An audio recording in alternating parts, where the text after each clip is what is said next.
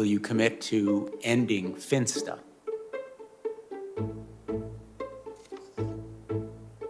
Senator, again, let me explain. We don't actually do Finsta. Every now and then, you're going to watch a hearing and you're going to see a really unfortunate question come out of a senator or a congressperson's mouth, and that will get all of the clicks. I would argue, though, that there are still also a lot of very smart questions being asked at the hearings.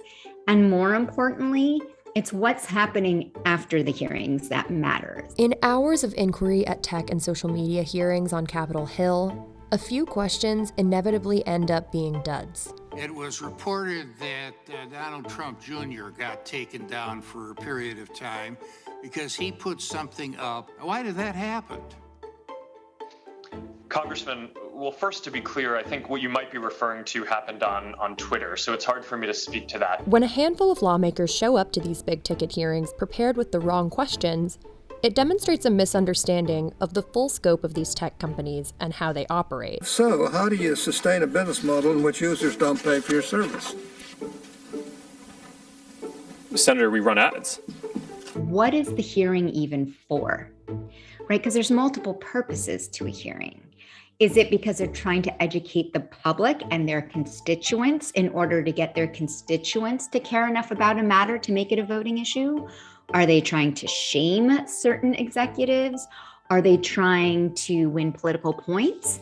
Or is a hearing truly about trying to figure out how to enact the smartest legislation possible that allows the internet to flourish and all the great things that social media can provide, while still protecting the public from the downside? I have a 7-year-old granddaughter who picked up her phone before the election, and she's playing a little game, kind of game a kid would play, and up on there pops a picture of her grandfather. How does that show up on a 7-year-old's iPhone who's playing a kid's game?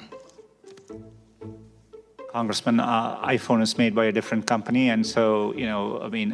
It might have been an Android. It was a hand-me-down of some kind. Without the right questions, you won't get the right answers. And without the right answers, you can't effectively regulate the thing being questioned. So what should Congress be asking? You know, for years, I and others have been talking about whether or not social media has helped radicalize people. So let's look at January 6th. What are some of the questions we could ask to help determine that?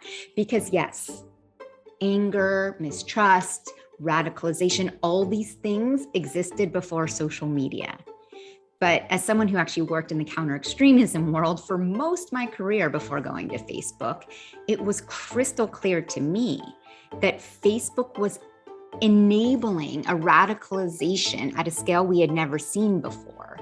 And so I would love to see our representatives dig in on this more with questions such as, do your tools actually connect people to radicalized or extreme or even illegal groups and content that they were not necessarily seeking out themselves? How Congress acts in the face of these issues is more pertinent now than ever. If the internet has come a long way in the last 25 years, shouldn't internet regulations too? Rather than policing their own behavior, Silicon Valley is starting to shift that onus back to Congress. There's no, this is the one thing they need to do first, and that's part of the problem, because it's such a vast and complicated sphere that anything government tries to do right now is met with a lot of anger that it's not enough. We don't need our lawmakers to understand every technical detail of how it works, but we do need them to ensure that the companies are showing up, answering the actual detailed questions, and if they don't have the answers, then figuring out what that means and what these companies should be allowed to actually do. And again, the internet is not something that you just dump something on. It's not a big truck. It's a series of tubes.